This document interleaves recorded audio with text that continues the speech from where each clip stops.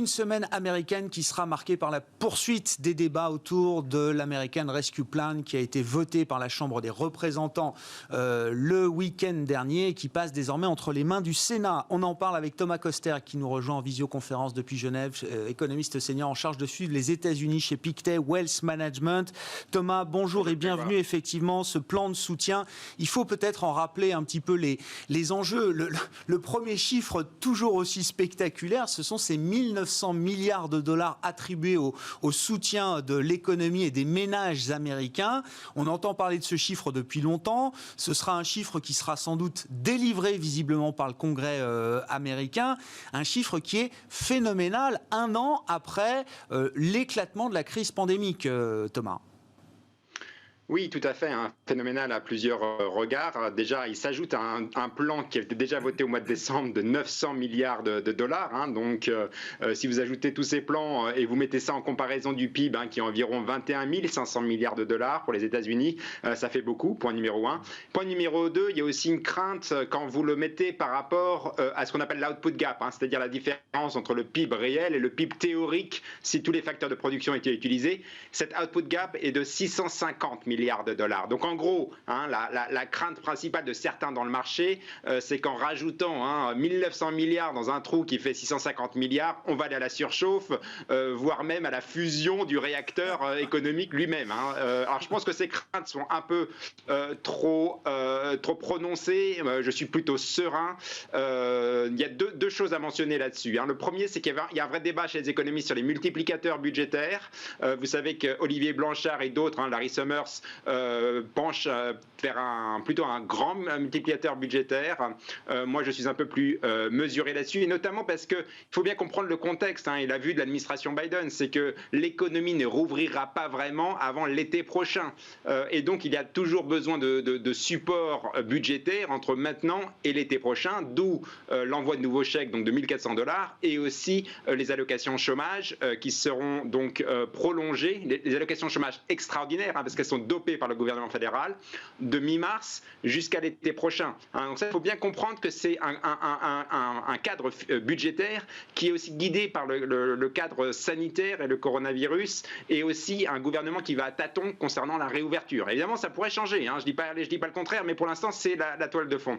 Deuxième point, c'est qu'on voit chez le consommateur, il n'y a pas encore cet allumage des gaz. On voit un consommateur, notamment dans les indicateurs de confiance des consommateurs, un consommateur américain qui reste prudent, qui n'est toujours pas prêt pour le grand déversement de l'épargne. En effet, de l'épargne, il y en a beaucoup.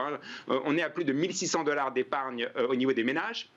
Et je peux vous donner un chiffre encore plus grand. Au niveau des dépôts bancaires qui ont été accumulés l'année dernière, dépôts bancaires donc des ménages et aussi des entreprises, on a 3000 milliards de dollars. Donc ça fait vraiment beaucoup d'argent qui sont à risque d'être déversés dans l'économie. Encore une fois, je pense que ça va être un déversement assez graduel et non pas soudain, notamment, voilà, encore une fois, parce que je pense que ce qui va aussi très fortement compter, c'est non seulement le PIB, mais aussi ce qui se passe sur le marché de l'emploi, parce qu'on a des consommateurs qui restent anxieux par rapport à ce qui va se passer sur le marché de l'emploi dans les prochains mois. Donc au rebond de la consommation, oui, un peu d'inflation avec ce rebond, oui également, notamment au printemps. Maintenant, est-ce que ça va créer la surchauffe totale et la fusion du réacteur? Je pense que là, c'est un peu aller trop loin dans l'analyse et l'extrapolation. En tout cas, ce n'est pas forcément ma vue à ce stade, et on n'a pas les signaux pour aller dans ce sens, en tout cas les signaux dans certains indicateurs que je suis. Bon, ne pas aller trop vite en besogne. Dans ce contexte, Thomas, comment est-ce que vous expliquez alors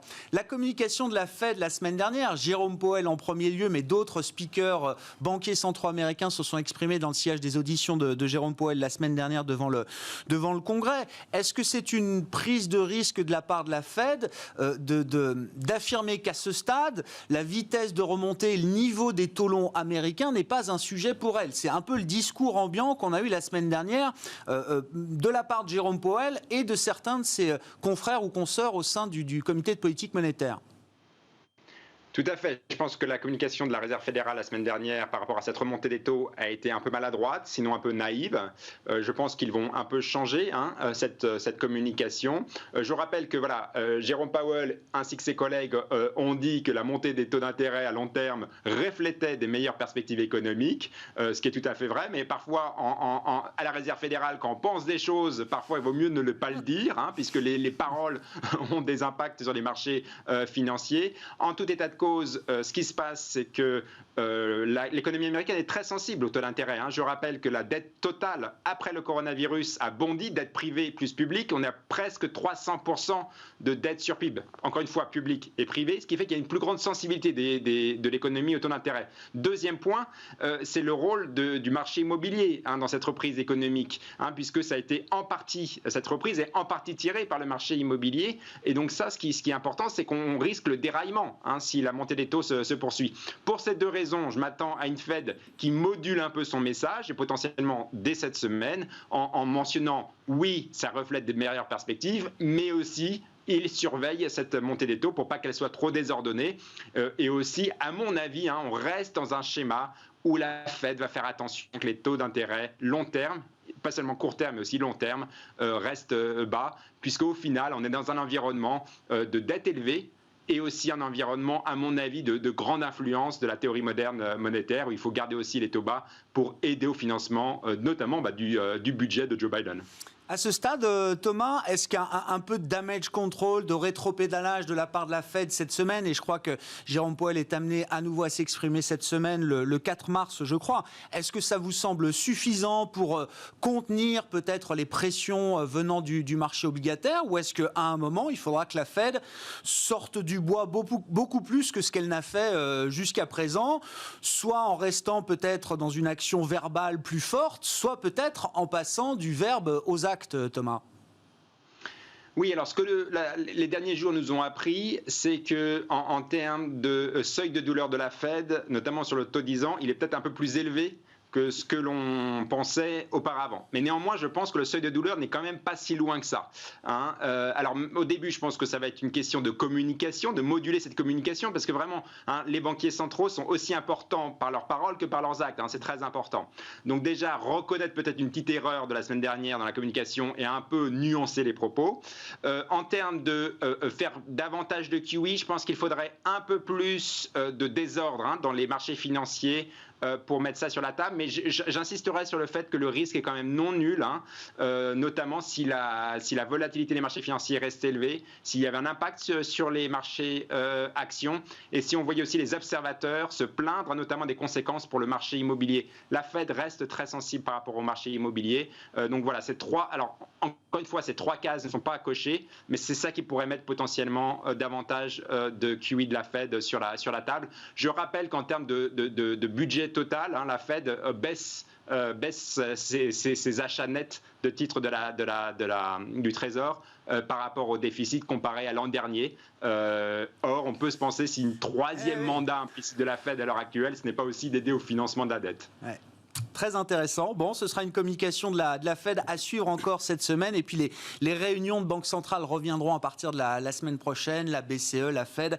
Le rythme des réunions toutes les 6 semaines va reprendre donc à partir de la semaine prochaine. Et puis notez dans l'agenda macro qu'on aura un chiffre important à suivre ce vendredi. Le rapport mensuel sur l'emploi aux États-Unis pour le mois de février. Et donc Jérôme Powell qui devrait s'exprimer à la veille de ce rapport. Merci beaucoup Thomas. Thomas Kosterg. Merci. Avec nous depuis Genève chaque lundi à la mi-journée dans Smart Bourse pour évoquer les enjeux de la semaine aux États-Unis, économiste senior en charge de suivre les États-Unis chez Pictet Wealth Management. On se retrouve ce soir à 18h30 en direct sur Bismart.